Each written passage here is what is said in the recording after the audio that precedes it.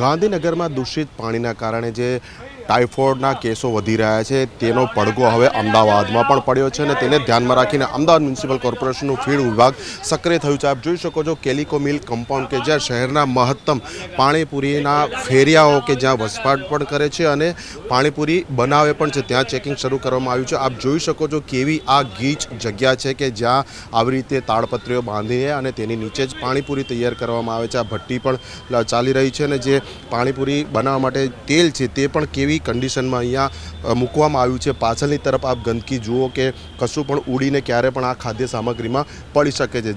પાણીપુરીના બટાકાનો જે વપરાશ થાય છે તેની સ્થિતિ હું આપને બતાવવા માંગુ તો આપ જોઈ શકો છો અહીંયા બાફેલા બટાકા તૈયાર પડ્યા છે અને સાથે જ આ પાસેનું જે તપેલું છે તેની અંદર પડેલા બટાકાની સ્થિતિ પણ કેવી છે એટલે સડી ગયેલા બટાકા છે।